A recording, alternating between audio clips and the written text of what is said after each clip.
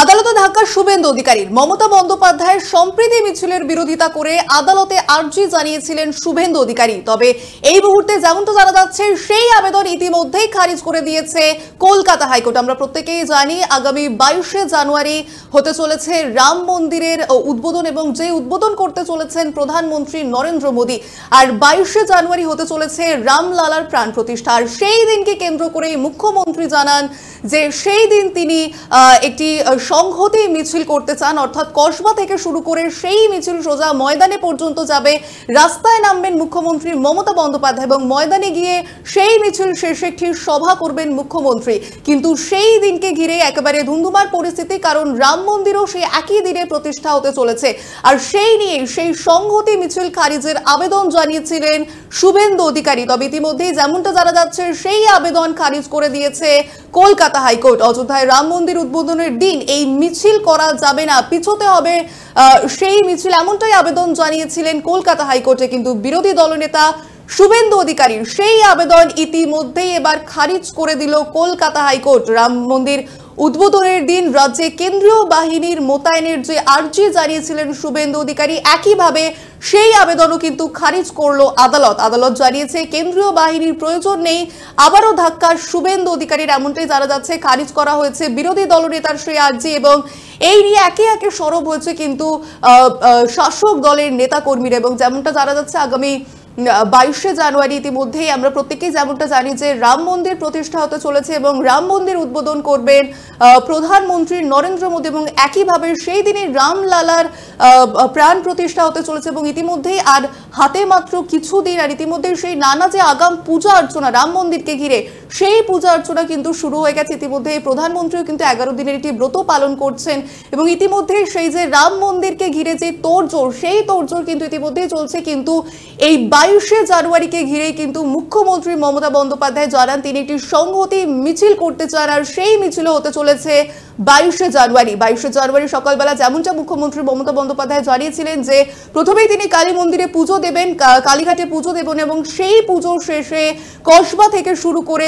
ময়দান পর্যন্ত তিনি হেঁটে একটি মিছিল করবেন, এবং সেই মিছিলের পর ময়দানে একটি সভারও আয়োজন করা হবে। এবং 22শে জানুয়ারি কিন্তু রাম মন্দিরের যেদিন উদ্বোধন হতে চলেছে, সেই একই দিনেই কিন্তু এই সম্প্রীতি যাত্রা বা সংহতি মিছিলের ডাক দিয়েছেন মুখ্যমন্ত্রী মমতা বন্দ্যোপাধ্যায়। এই গোটা ঘটনা নিয়ে কিন্তু একেবারে সরব হয়েছিলেন শুভেন্দু অধিকারী, বিরোধী দলনেতা। তিনি একেবারে কিন্তু হাইকোর্টে যান, এবং তিনি সেখানে মামলা দায়ের করেন যে 22শে জানুয়ারি অর্থাৎ রাম মন্দিরের যেদিন উদ্বোধন হতে চলেছে, সেই দিন কিন্তু এই সংহতি মিছিল করা যাবে না। তিনি সেই আবেদন জানিয়েছিলেন। কিন্তু ইতিমধ্যে যেমনটা জানা যাচ্ছে, কলকাতা হাইকোর্ট ইতিমধ্যেই সেই আবেদন খারিজ করে দিয়েছে, এবং একইভাবে কেন্দ্রীয় বাহিনীর জওয়ান মোতায়েন রাখার জন্য একটি আবেদন জানিয়েছিলেন শুভেন্দু অধিকারী। কিন্তু ইতিমধ্যে সেই আবেদনও খারিজ করে দিল কলকাতা হাইকোর্ট। এবং যেমনটা জানা যাচ্ছে, আবারও জোর ধাক্কা শুভেন্দু অধিকারীর আদালতে। একের পর এক যে দুই আবেদন, যে দুই আর্জি জানিয়েছিলেন শুভেন্দু অধিকারী, সেই আর্জি কিন্তু ইতিমধ্যে খারিজ করলো কলকাতা হাইকোর্ট। এবং একে একে সেই নিয়ে কিন্তু তৃণমূল থেকে শুরু করে যারা বিরোধীরা রয়েছে, যারা শাসকেরা রয়েছে, তারা কিন্তু একে অপরের ওপর সরব হয়েছে, কারণ শুভেন্দু অধিকারীর আর্জি কিন্তু ইতিমধ্যেই খারিজ হয়ে গিয়েছে।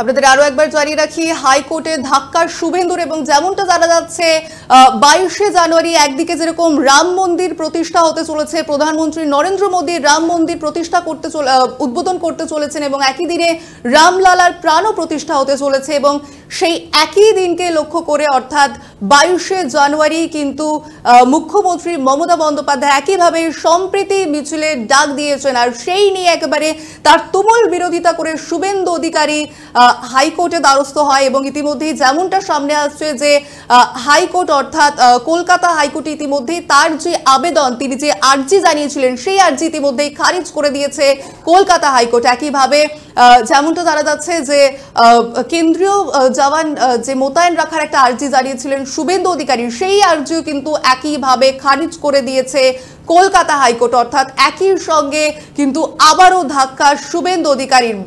যে দুই আবেদন তিনি জানিয়েছিলেন সেই আবেদন কিন্তু ইতিমধ্যেই খারিজ করলো কলকাতা হাইকোর্ট। তিনি জানিয়েছিলেন যে 22শে জানুয়ারি সেই সংহতি মিছিল করা যাবে না, মিছিলের যে তারিখ সেই তারিখ কিন্তু পিছোতে হবে, কিন্তু সেই আবেদন ইতিমধ্যেই খারিজ করে দিল কলকাতা হাইকোর্ট। আর এই নিয়ে কিন্তু একে একে সরব হয়েছে শাসক দল এবং শাসক দলের পাল্টা কিন্তু বক্তব্য এসেছে বিরোধী শিবিরেরও। আপনাদের যেমনটা জানাচ্ছিলাম যে শুভেন্দু অধিকারী আবেদন কিন্তু খারিজ হয়ে গেছে ইতিমধ্যে। সেই খারিজ নিয়েই কিন্তু এবার তৃণমূল ছাত্র পরিষদের সহ সভাপতি কোহিনুর মজুমদার সরাসরি নিশানা করলেন শুভেন্দু অধিকারীকে। তীব্র ভাষায় বিরোধী দলনেতা সহ বিজেপিকে কটাক্ষ করলো কোহিনুর মজুমদার। আমাদের প্রতিনিধি টেলিফোন লাইনে যোগাযোগ করার চেষ্টা করেছিলেন কোহিনুর মজুমদারের সঙ্গে, তিনি ঠিক কি প্রতিক্রিয়া দিলেন শুনুন। শুভেন্দু অধিকারী তার কোনো খেয়ে দেয়ে কাজ নেই, বিজেপি কোনো আলাদা প্রোপাগান্ডা নেই, শুধুমাত্র একটা এজেন্ডা, ধর্মীয় মেরুকরণ। একটা ধর্মনিরপেক্ষ দেশে একটা ধর্মনিরপেক্ষ রাজনৈতিক দল, যে রাজনৈতিক দল তার রেজিস্ট্রেশনের সময় ধর্ম নিরপেক্ষতা বজায় রাখবে বলে ইলেকশন কমিশনকে তারা মুচলেখা দিয়েছিল, তারা জানিয়েছিল যে না, আমরা ধর্মনিরপেক্ষতা বজায় রাখবো, দেশের সংবিধানের সত্যতা বজায় রাখবো, সংবিধানের স্পিরিটটা বজায় রাখবো। তো সেই দল একটা সাম্প্রদায়িক সম্প্রীতির মিছিল করবে, এর চেয়ে ভালো আদর্শ বিজ্ঞাপন আর কি হতে পারে? একটা ধর্মনিরপেক্ষ দেশে ধর্মনিরপেক্ষ দল তারা একটা সম্প্রীতির মিছিল করবে, তাই করছে। এবং কালীঘাট থেকে পুজো দিয়ে স্টার্ট করছেন মাননীয় মুখ্যমন্ত্রী মমতা বন্দ্যোপাধ্যায় নিজে। শুভেন্দু অধিকারী বাংলার যে কৃষ্টি, যে সংস্কৃতি, যে ধর্মীয় সম্প্রীতি, যে মেলবন্ধন, সেটাকে আঘাত করার যে বিজেপির প্রোপাগান্ডা, সেটা খেয়ে দিয়ে নেমে পড়েছে। এটা বাংলায় যতবার চেষ্টা করবে, যতবার, এটা তো প্রথমবার না বিজেপি চেষ্টা করছে, যতবার চেষ্টা করবে তত আরো দৃঢ়ভাবে বাংলার মানুষ এটাকে প্রতিহত করবে। আপনাদের শোনালাম কোহিনুর মজুমদারের বক্তব্য। ধর্ম নিয়ে নিশানা করলেন বিজেপিকে, সরাসরি শুভেন্দুকে কটাক্ষ করলেন তৃণমূল ছাত্র পরিষদের সহ সভাপতি কোহিনুর মজুমদারের। এরই পাল্টা নিজের প্রতিক্রিয়া দিলেন বিজেপির মুখপাত্র কেয়া ঘোষ। রাজ্যে চলা বেনিয়ম এবং হিংসা নিয়ে তৃণমূলের বিরুদ্ধে সরব হলেন কেয়া ঘোষ। টেলিফোনের মাধ্যমে তিনি ঠিক কি বললেন শুনুন।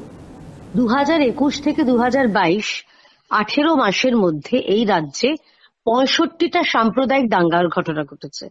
না, এই ঘটনাটা রাজ্য সরকার স্বতঃপ্রণোদিত হয়ে বলেনি, আরটিআই করে এই তথ্য জানা গেছে। এর মধ্যে ডায়মন্ড হারবারের পুলিশ, কলকাতা পুলিশ এবং আরেকটা কোনো থানার পুলিশ, এই 3টে থানার পুলিশ, তারা চন্দননগর পুলিশ, তারা তথ্য দেয়নি। অর্থাৎ এর থেকে সংখ্যাটা স্বাভাবিকভাবেই আরো বাড়বে। আমরা গত বছর রামনবমীর ঘটনার পরে আমরা দেখেছিলাম শিবপুর রিষড়ায় সেই সাম্প্রদায়িক দাঙ্গা, হিংসার ঘটনা। রাজ্য সরকার সেটা সামলাতে ব্যর্থ হয়েছিল।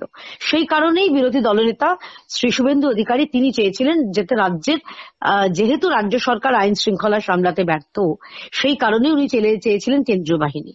কিন্তু এই যে যার কথা বললেন, কে কি সব বলছে, কোহিনুর না তাজমহল কি সব নাম বললেন, তাকে এইটুকুনি বলে দেবেন যে এই রাজ্যের পুলিশ এখনো পর্যন্ত ওই শাহজাহানকে খুঁজতে ব্যর্থ। তারা এই রাজ্যে আইন শৃঙ্খলা ঠেকাবে। এবং এই ধাক্কাটা তো শুভেন্দু অধিকারী বা ভারতীয় জনতা পার্টি কোথায় পেয়েছে? তৃণমূল কংগ্রেসকে সতর্ক করা হয়েছে, বলেছে যে যদি রাজ্যে কোনো আইন শৃঙ্খলার অবনতি হয় তাহলে তার দায় তাদের।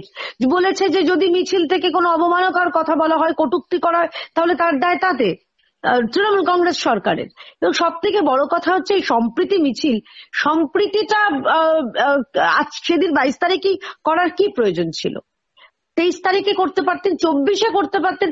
ওনার মনে হলো 22 তারিখে সম্প্রীতি দেখাতে হবে।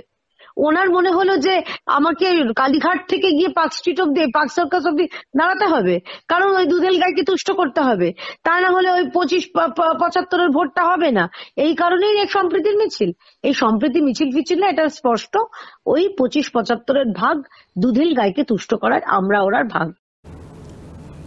আপনাদের শুনলাম কেয়া ঘোষের বক্তব্য। রীতিমতো যেমনটা দেখা গেল শুভেন্দু অধিকারী বিরোধী দলনেতার পাশে দাঁড়ালেন কেয়া ঘোষ। রাজ্যে চলা বেনিয়ম এবং হিংসা নিয়ে তৃণমূলের বিরুদ্ধে সরব কেয়া ঘোষ। এবং একইভাবে 22শে জানুয়ারি যেহেতু একদিকে রাম মন্দির উদ্বোধন হচ্ছে এবং অন্যদিকে মুখ্যমন্ত্রী মমতা বন্দ্যোপাধ্যায় সংহতি মিছিলের ডাক দিয়েছেন, সেই দিন রাজ্যে আইন শৃঙ্খলা ঠিক কেমন থাকে সেই নিয়েও কিন্তু প্রশ্ন তুললেন কিয়া ঘোষ।